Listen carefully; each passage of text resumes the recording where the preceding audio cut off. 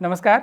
Extra cover का ये episode वैसे बीते सोमवार यानी 13 अक्टूबर को अपलोड हुआ था, लेकिन कई चकड़ैतों को इस वीडियो के अपलोड होते ही ऐसा बवराट मचा था कि एक तरफ तो कुछ लोगों ने हमारे खिलाफ झूठे AI जनरेटेड वीडियोस बना के बदनाम करने की कोशिश की, जिसकी शिकायत हमने देहरादून के साइबर सेल में की है, और दूसरी तरफ हमारे YouTube और Facebook पर कॉपीराइट स्ट्राइक मारकर ये वीडियो डिलीट कर दिया गया। ये कॉपीराइट स्ट्राइक आई है ABP न्यूज़ की तरफ से, जिनका सिर्फ 7 सेकंड का वीडियो एक रेफरेंस के लिए हमने अपने आधे घंटे के इस प्रोग्राम में इस्तेमाल किया था। इंडियन कॉपीराइट एक्ट के तहत ये फेयर यूज़ पॉलिसी के अंतर्गत आता है, इसलिए हमने इस वीडियो के हटाए जाने को चुनौती दी है दोनों ही प्लेटफॉर्म्स पर। लेकिन जब तक उस पर फैसला होता है तब तक हम इस वीडियो को री अपलोड कर रहे हैं उस 7 सेकंड के क्लिप को हटाते हुए, ताकि कोई कॉपीराइट का इशू भी ना रह जाए। लेकिन ये सारी बंदरबांट किस तरह से हुई वो आप लोगों के संज्ञान में रहे और ताकि सनद रहे। नमस्कार, मैं राहुल कोटियाल। एक्स्ट्रा कवर के इस विशेष एपिसोड में आप सभी का स्वागत है। आज का एपिसोड विशेष है क्योंकि आज हम आपको उत्तराखंड में चल रही एक ऐसी चमत्कारी योजना के बारे में बताने जा रहे हैं जिससे आप घर बैठे लखपति और करोड़पति तक बन सकते हैं। इस योजना का लाभ पिछले कई साल से प्रदेश के ही नहीं बल्कि देश भर के और विदेशों तक के चुनिंदा लोग ले रहे हैं, लेकिन ज़्यादा से ज़्यादा लोग इस सरकारी स्कीम से लाभान्वित हों, इसलिए आज के एक्स्ट्रा कवर को ध्यान से देखिएगा।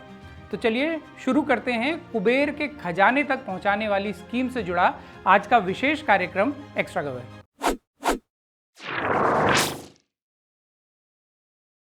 पैसा ही पैसा होगा बाबू भैया वाली स्कीम को विस्तार से समझने से पहले लोगों की उस जिज्ञासा का जवाब दे देते हैं जो बीते दिनों ABP न्यूज़ पर आए मुख्यमंत्री पुष्कर सिंह धामी के इंटरव्यू के बाद से लोगों के मन में है। असल में बीते दिनों अपने मुख्यमंत्री जी दिल्ली पहुंचे थे और कई चैनलों को उन्होंने इंटरव्यू दिए। ABP न्यूज़ भी इनमें से एक था जिसके इंटरव्यू का ये हिस्सा खूब वायरल हुआ। इसमें पत्रकार महोदया मुख्यमंत्री जी से पूछ रही हैं कि क्या ये सच है कि आप धराली में आई आपदा के दौरान हेलीकॉप्टर से कूदने को तैयार थे क्योंकि वहां लैंड करना संभव नहीं हो रहा था। ये सवाल जिस अंदाज में पूछा गया और जिस तरीके से धामी जी ने सवाल का जवाब दिया, सैकड़ों लोग ये सवाल करने लगे कि आखिर ABP न्यूज़ को उत्तराखंड सरकार से कितने के विज्ञापन मिले हैं। तो आपकी इस जिज्ञासा का समाधान देते हुए हम आपको बता देते हैं कि पिछले 5 साल में उत्तराखंड सरकार ने ABP ग्रुप को 16,97,97,789 रुपए के विज्ञापन दिए हैं। राष्ट्रीय चैनलों में तो ABP न्यूज़ उत्तराखंड सरकार से सबसे ज़्यादा विज्ञापन लौफियाने वालों में से एक है। ABP ग्रुप के राष्ट्रीय और स्थानीय संस्करण को पिछले 5 साल में कुल 14,92,00,000 के विज्ञापन मिले, जबकि इसके डिजिटल संस्करण को 2,05,00,000 के। एक्स्ट्रा कवर के पिछले एपिसोड में हमने विस्तार से आपको बताया था कि पिछले वित्तीय वर्ष में धामी सरकार ने टीवी चैनलों को कितने विज्ञापन बांटे थे। आज के कार्यक्रम में आगे बढ़ने से पहले आप एक बार ये भी जान लीजिए कि बीते कुछ सालों में उत्तराखंड सरकार ने सिर्फ टीवी चैनल्स को ही कितना पैसा बांटा है। साल 2018-19 में टीवी चैनलों को दिए गए थे 27,17,00,000 रुपए। 2019-20 में दिए गए 10,73,00,000 रुपए। 20-21 में दिए गए 24,07,00,000 रुपए। 2021-22 में जब धामी जी मुख्यमंत्री बने तो ये रकम बढ़कर हो गई सीधा 107,62,00,000 रुपए। फिर साल 2022-23 में दिए गए 45,67,00,000 रुपए। 2023-24 में फिर से इसमें उछाल आया और बांटे गए 113,69,00,000 रुपए, और 2024-25 में भी दिए गए 111,99,00,000 रुपए। यहाँ आप लोग ये भी जान लीजिए कि इसमें नियम विरुद्ध कुछ भी नहीं हुआ है और सब कुछ नियमों के दायरे में ही किया गया है। मतलब जनता के रुपयों की ये जो छरवाली लगी है वो सब कानून और नियमों के तहत ही लगाई गई है। लेकिन उत्तराखंड के हर नागरिक को ये जानने का अधिकार तो है ही कि उसके कितने रुपए कहाँ कहाँ लगे हैं, ताकि आप लोग भी ये तय कर पाएं कि आपके पैसों को सरकार कहाँ कहाँ घाम लगा रही है और उससे आपका या राज्य का कितना भला हो रहा है।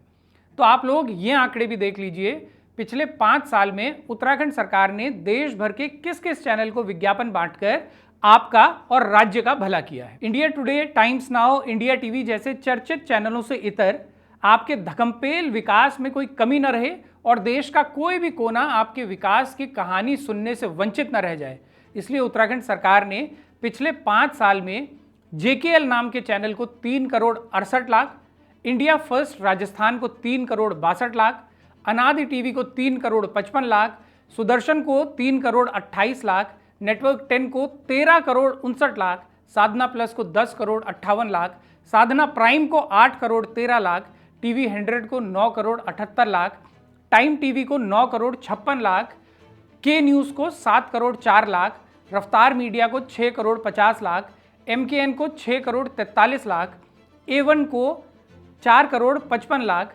नेपाल वन को 4 करोड़ 31 लाख, आर्यन टीवी को 2 करोड़ 83 लाख, ऑर्गस को 1 करोड़ 81 लाख और हॉर्नबिल को 1 करोड़ 3 लाख रुपए दिए हैं। देखिए, आपकी खुशहाली की कहानी को देश के कोने कोने तक पहुंचाने के लिए उत्तराखंड सरकार ने कैसे मुंड कपाल एक किया हुआ है। बल्कि सरकार आपकी और राज्य की भलाई में ऐसे मिसे रखी है कि उन चैनलों को भी करोड़ों रुपए देकर आपकी खुशहाली की कहानी सुनाई जा रही है जिन चैनलों का नाम आप भी नहीं जानते। बहरहाल, अब बात करते हैं चमत्कारी स्कीम की।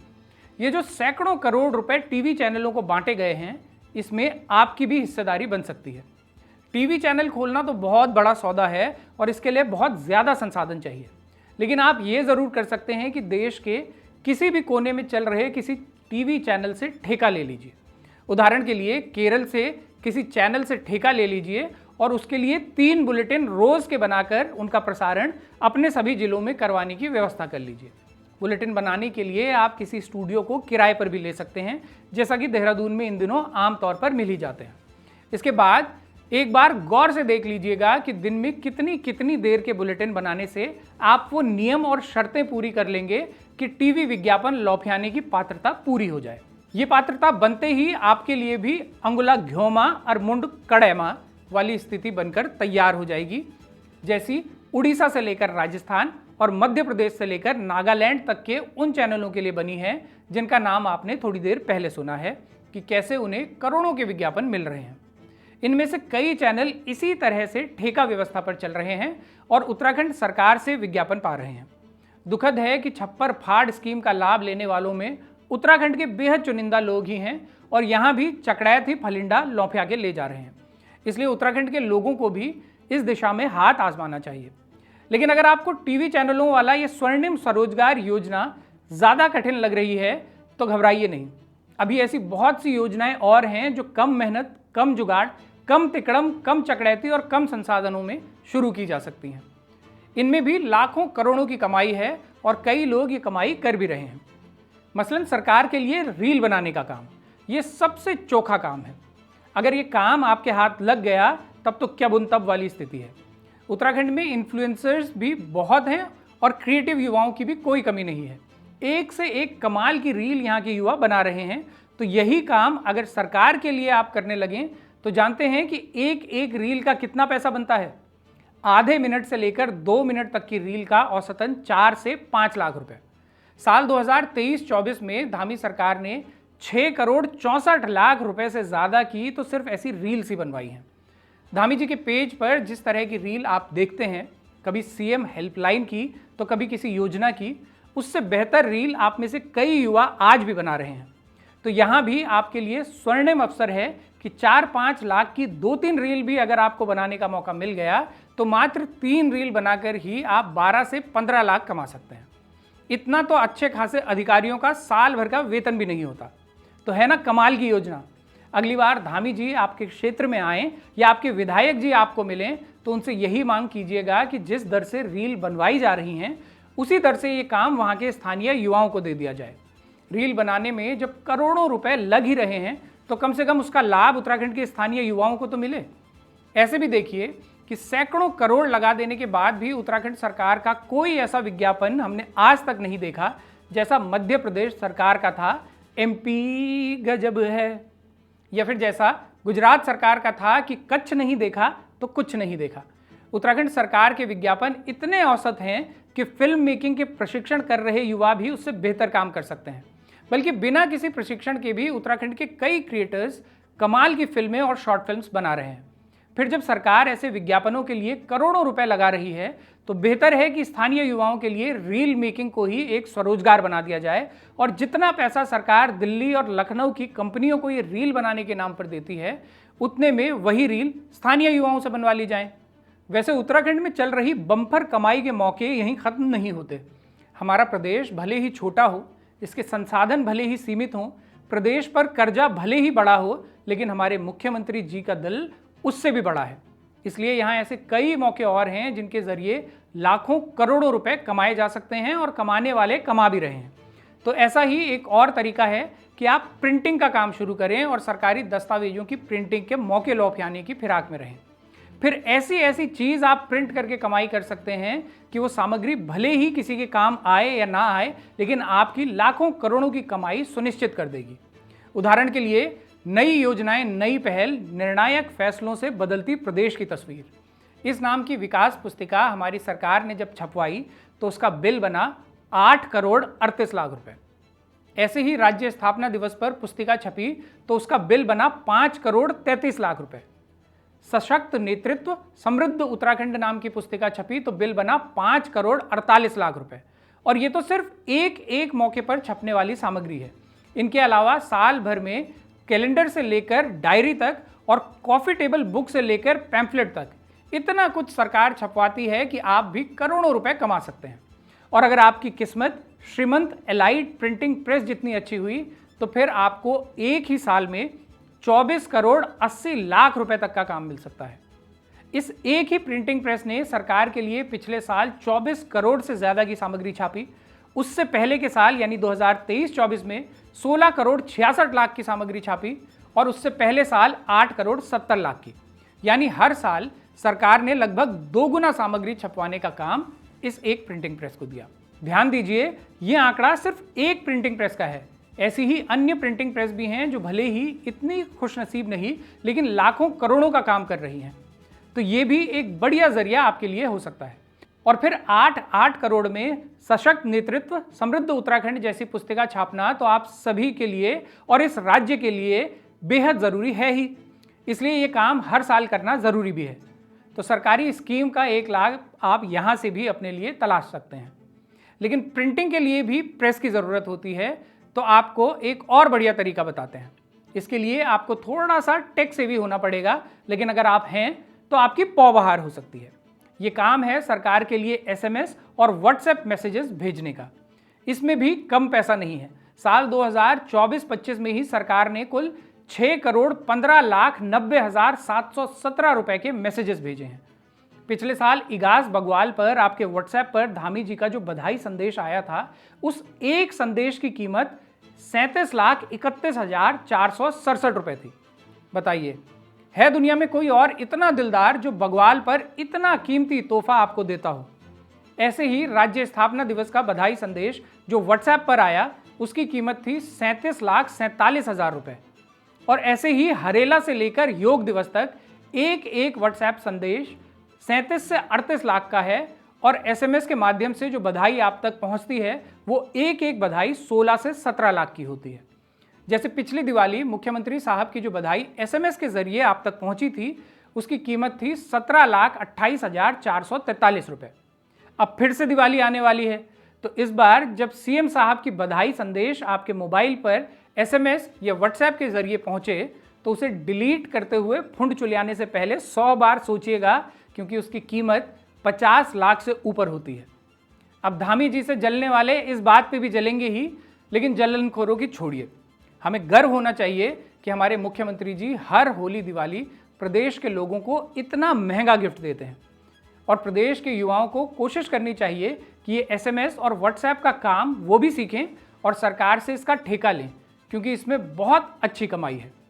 साल 2024-25 में मास्टर स्ट्रोक मीडिया नाम की कंपनी ने सरकार के लिए ये काम करने के 5 करोड़ 33 लाख रुपए लिए थे और उससे पिछले साल 10 करोड़ 51 लाख। ऐसे ही कुछ अन्य कंपनियों ने भी लिए जिन्हें ये काम मिला। तो सरकारी भर्ती के पीछे भागने से अच्छा है कि प्रदेश के युवा ऐसे काम पकड़ें।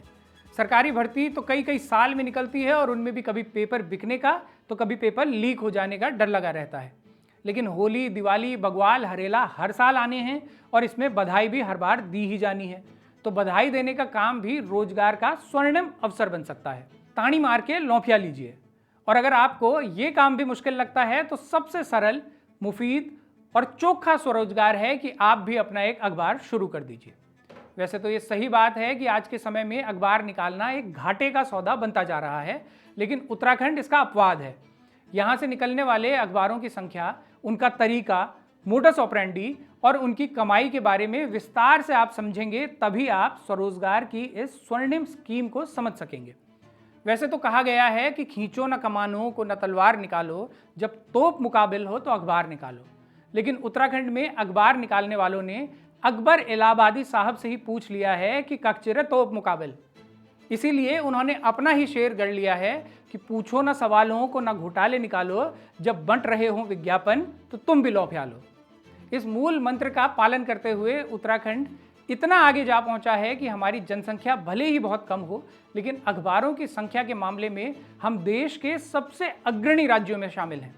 उत्तर प्रदेश को अगर छोड़ दें तो बाकी बड़े बड़े राज्य भी, जिनकी जनसंख्या हमसे कहीं कहीं ज़्यादा है, हमारे आगे पानी भरते नजर आते हैं।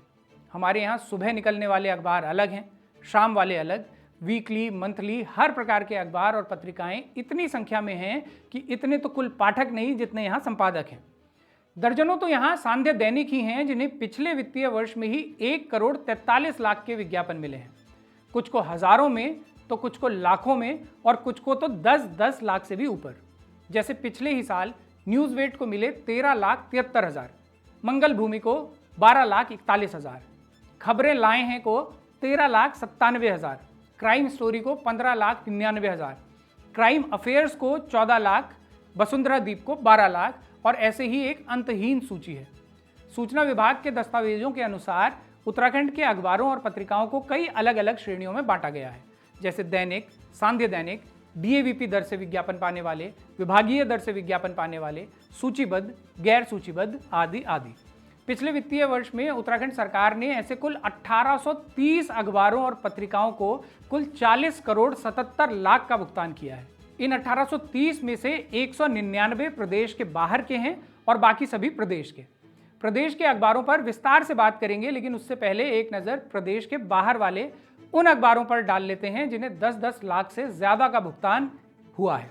जैसे युवा यूनाइटेड लखनऊ को 12,55,000, उड़ीसा भास्कर भुवनेश्वर को 10,62,000, प्रातःकाल मुंबई को 27,08,000, गृह शोभा को 25,19,000, इंडिया टुडे मैगजीन को 88,22,000, दिल्ली के उर्दू अखबार तासीर को 19,24,000, राष्ट्रीय स्वरूप लखनऊ को 17,64,000, आज समाज दिल्ली को 15,83,000, उर्दू अखबार कौमी मुकाम लखनऊ को 11,44,000, सहेज चेतना प्रयागराज को 10,24,000, दस्तक टाइम्स लखनऊ को 23,93,000, वीर अर्जुन दिल्ली को 15,72,000, मंथन दिल्ली को 20,99,000, एक संदेश लखनऊ को 19,23,000, न्यायाधीश प्रयागराज को 21,57,000, लोक सत्य दिल्ली को 13,41,000, न्यूज़ 30 डेज लखनऊ को 11,99,000, मताए आखिरत कानपुर को 29,61,000,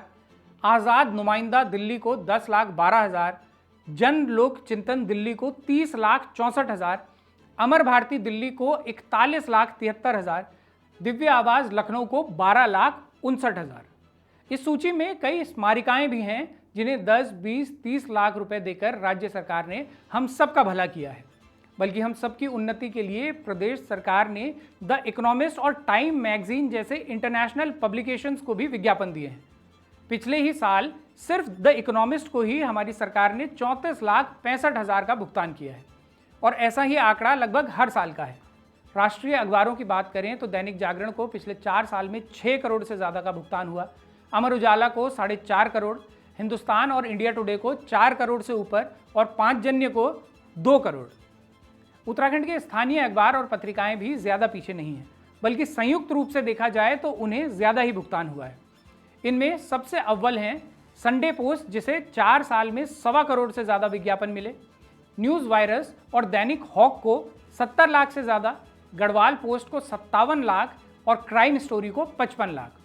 सिर्फ देहरादून से निकलने वाले अखबारों को पिछले साल 5.5 करोड़ से ज़्यादा का भुगतान हुआ। इनमें टाइम्स डे को 11,95,000, न्यू इंडिया हेरल्ड को 16,14,000, ग्रामीण सहारा को 19,60,000, गढ़वाल की माटी को 11,78,000, न्यूज़ वायरस को 16,82,000, जनलहर को 16,20,000, जोखिम को 12,10,000, पर्वत संकल्प को 12,91,000, शाह टाइम्स को 15,42,000, हॉक को 59,84,000, जयंत को 16 लाख। इनके अलावा देहरादून से छपने वाले साप्ताहिक अलग हैं और वो भी कई अलग अलग श्रेणियों में बटे हैं। इनमें से एक ही श्रेणी के 188 साप्ताहिकों को पिछले साल 3 करोड़ से ज्यादा का भुगतान हुआ। मसलन संडे पोस्ट को 62,57,000, टकाना टाइम्स को 6 लाख, उत्तरांचल क्रॉनिकल को 9 लाख, सातवाना एक्सप्रेस को 9,71,000, न्यूज हाइट को 16,07,000, समय साक्ष्य 11 लाख, समाचारों का पोस्टमार्टम को 12 लाख और ऐसे ही 3, 4, 5, 6 लाख वाले तो अंतहीन हैं। देहरादून से ही प्रकाशित होने वाली साप्ताहिकों की एक अलग सूची भी है जिसमें कुल 127 साप्ताहिक अलग से दर्ज हैं। उन्हें भी हर साल की तरह पिछले साल करोड़ों का भुगतान हुआ है। इसमें आम राय को 11,67,000, भड़ास फॉर इंडिया को 14,18,000, दिव्य प्रभात को 17,98,000 का भुगतान हुआ। फिर ऐसी ही एक और सूची है जिसमें देहरादून से ही निकलने वाले 234 साप्ताहिक अलग से दर्ज हैं। इन सूचियों में कहीं विज्ञापन की दरों का फर्क है और कहीं सिर्फ नाम के चलते इन्हें अलग अलग सूचीबद्ध किया गया है। बहरहाल हो कहीं भी सूची, लेकिन सूची होनी चाहिए। तो अब तक भी अगर आपको स्कीम समझ नहीं आई है तो आप कुछ सूची और देखिए ताकि आपको स्वरोजगार का एक सुलभ रास्ता समझ में आए और आप भी इससे लाभान्वित हो सकें। अविरल भारत, बेबाक वार्ता, जनता का आक्रोश, देवात्मा, सदाचार टाइम्स, भागीरथी की आवाज़, जागृत जनता की आवाज़, दिन भर, भारत की कलम, तेज सुर्खियां, हिंद की कलम, नए युग की आवाज़, दमकेश्वर टाइम्स, अतुल्य उवाच, उत्तराखंड की जंग, कौमी गुलदस्ता, भ्रष्टाचार रिपोर्टर, जन क्रांति का अग्रदूत, रोहन की आवाज़, पैनी नज़र का तीर, न्याय मंदिर, कलयुग की परछाई, अमन का चौकीदार, दहशत का दुश्मन, कयामत की नज़र, कलम नहीं रुकेगी, कलम का सौदा, मीडिया का इंसाफ, आत्मा उजाला, राष्ट्रीय खुलासा, खबरी की भड़ास, मन चंगा कटौती में गंगा, यीशु की आवाज़, कहन सुनन, निर्णायक संघर्ष, सत्य की चिंगारी, सच्चाई की जीत, सत्य का पुजारी, स्वतंत्र हलचल, मॉर्निंग बूस्ट, सनसनी सुराग, पहाड़ों का राजा, पिघलता Himalaya, atom bomb, news tender Bharat, सच की तोप, खबरों का अंबार, एक्सीलेंट न्यूज़, लंबा सफ़र, गगरी दून की, हर पल की हमें खबर, पार्थ का सिंहासन, हरीश चंद्र टाइम्स, एनकाउंटर समाचार, उत्तराखंड की दहाड़, हिमालय हुंकार, हुकूमत एक्सप्रेस, ज्ञान की बूंद, मौन कब तक, दहशत का दुश्मन, क्राइम किलर, गुलमोहर के फूल, राष्ट्रीय खलबली, विजय का अश्व, दबी जुबान, सवाल आज का, सत्य का देवता, दहकता लावा, क्राइम का अंत, क्राइम का शिकंजा, लाउड स्पीकर, दून अभ्युदय, दून बुलेटिन, दून दर्शन, दून डायरी, दून द्वार, दून ईगल, दून जागृति, दून का हृदय टाइम्स, दून की महक, दून प्रहरी, दून मसूरी टाइम्स, दून पर्वत, दून विचार, Doon winner, Doon zero graphics times. ये सूची 1800 नामों से ज्यादा लंबी है जिन्हें उत्तराखंड सरकार ने हजारों से लेकर लाखों और करोड़ों तक के विज्ञापन दिए हैं। अब अखबार निकालने के लिए विज्ञापन लेना तो आम है, लेकिन उत्तराखंड में ऐसी कमाल की उल्टंत है कि यहाँ विज्ञापन लेने के लिए अखबार निकाले जा रहे हैं। ये सिलसिला आज भी बदस्तूर जारी है और आज भी नए नए अखबार पूरे गाजे बाजे के साथ मार्केट में आ रहे हैं। वो इसलिए आ रहे हैं कि इसमें रोजगार की अपार संभावनाएं हैं, विज्ञापन के रूप में कमाई के साधन मौजूद हैं। उत्तराखंड सरकार इस मामले में दिल खोल के काम भी कर रही है, तो प्रदेश के युवाओं को चाहिए कि वो भी इस योजना के तहत लाभार्थी बने। ऐसे ही अपना एक अखबार निकालें और सरकार से विज्ञापन लेना शुरू करें। हमारी सरकार जब लखनऊ और इलाहाबाद के अखबारों को भी 30-30, 40-40 लाख के विज्ञापन दे रही है, तो फिर उत्तराखंड के युवाओं का अधिकार उनसे पहले तो बनता ही है। इसमें ज़्यादा मेहनत भी नहीं है।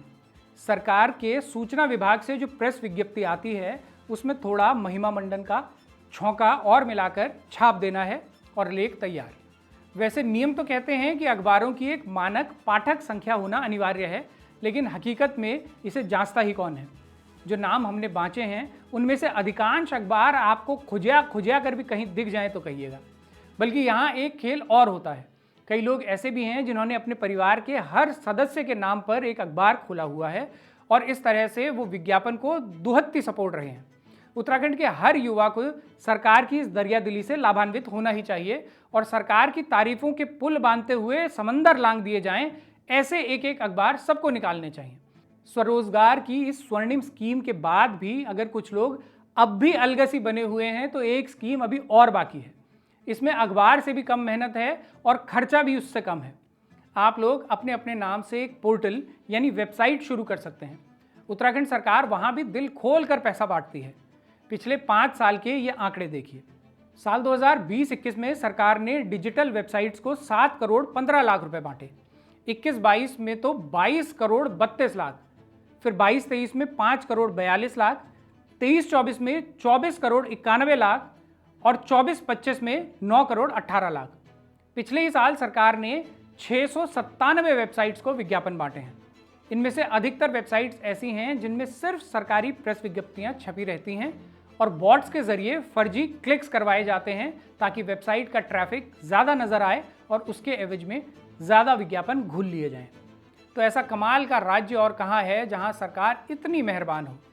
तो प्रदेश के युवाओं से हमारी अपील है कि जब सरकार इतने तरीकों से पैसे बांट रही है तो आप सब भी इसका भरपूर फ़ायदा उठाने के लिए व्यवस्थाएं बनाएं और इसमें से किसी भी स्कीम में जल्द से जल्द अप्लाई कर लें। वैसे तो सरकार खुद भी इस दिशा में काम कर रही है और खुद ही लोगों तक पहुंचकर उनसे पत्रकारिता करवाने के बदले उन्हें भुगतान करने के लिए घर घर जा रही है। जैसा आपने पिछले दिनों आपदा के समय भी देखा था कि हमारी सरकार कई इन्फ्लुएंसर्स तक खुद पहुंची थी और उनसे स्क्रिप्ट पढ़वाकर उन्हें पैसे दे रही थी। तो सरकार भी अपनी तरफ से मेहनत तो कर ही रही है कि प्रदेश के ज़्यादा से ज़्यादा लोगों को पत्रकार बनाकर उन्हें भुगतान किया जाए, लेकिन आप लोग भी तो कुछ मेहनत खुद से कीजिए। सब कुछ सरकार ही थोड़ी करेगी। वैसे सरकार इस सबसे इतर भी कई लोगों को भुगतान करती है। इसमें एक वर्ग उन लोगों का है जिन्हें काम मिला है कि फेक अकाउंट्स बनाकर सोशल मीडिया में सरकार के पक्ष में कमेंट किए जाएं। उनकी पहचान आप इस वीडियो में आने वाले कमेंट्स में जाकर भी कर सकते हैं। ये फर्जी आईडी चलाने के लिए भी सरकार अलग अलग माध्यम से लोगों को भुगतान करती है ताकि वो ऐसी हर खबर को काउंटर करने के लिए तर्क गढ़ सकें। इन लोगों के कमेंट्स मोटा मोटा एक ही तरह के होते हैं जिन्हें थोड़ा बहुत भाषाई फेरबदल करके पोस्ट किया जाता है। इनका दूसरा काम होता है मुख्यमंत्री जी की पोस्ट को अनिवार्य रूप से लाइक और शेयर करना, वहाँ जय जयकार वाले कमेंट करना और जहाँ कहीं भी सरकार घिरती नजर आए वहाँ सभ्य असभ्य किसी भी भाषा में भिड़ जाना। और याद रखिएगा, प्रचार का ये पूरा तंत्र जो हमने आज के एपिसोड में आपको बताया है, इसके अलावा एक भरा पूरा सरकारी महकमा अलग है जिसे सूचना विभाग कहा जाता है और जिसका मूल काम वही होता है जो अब अखबारों को सौंप दिया गया है। तो ये थी कहानी उत्तराखंड में चल रहे स्वरोजगार के स्वर्णिम काल की। लेकिन एक्स्ट्रा कवर के इस विशेषांक को समाप्त करने से पहले एक ज़रूरी बात कि प्रदेश में कई लोग बेहद ईमानदारी और कड़ी मेहनत से भी पत्रकारिता कर रहे हैं। कई पत्रकारों की पहुंच बहुत सीमित है तो कई ऐसे भी हैं जो अपने अपने संस्थानों के दायरे में भले ही सिमटे हुए हों लेकिन वहां रहकर भी कोई समझौता नहीं करते और पूरी ईमानदारी से पत्रकारिता करते हैं। उनके हिस्से में विज्ञापनों की खनखनाहट भले ही ना आती हो लेकिन पाठकों और दर्शकों का सम्मान उन्हें भरपूर मिलता है। उन सभी पत्रकारों को बारामासा का सलाम कि ऐसे दौर में भी अपनी रीढ़ संभाले हुए मजबूती से अपना काम कर रहे हैं। तो ये था इस हफ्ते का एक्स्ट्रा कवर विशेषांक। आज का ये कार्यक्रम आपको पसंद आया हो तो चैनल की पेड मेंबरशिप ज़रूर लीजिएगा या सुपर थैंक्स का बटन दबाकर हमें सहयोग कीजिएगा। आपके सीधे समर्थन से जो मीडिया की आवाज़ें खड़ी होती हैं वो किसी भी सरकार के लिए नहीं बल्कि आपके पक्ष में बुलंद होती हैं। अपने सुझाव, प्रतिक्रिया या एक्स्ट्रा कवर से निकलती कोई खबर अगर आप हम तक पहुंचाना चाहते हैं तो इस मेल आईडी पर लिख भेजिए। अगले हफ्ते फिर से होगी मुलाकात। तब तक के लिए सिमन या पहलाज, नमस्कार।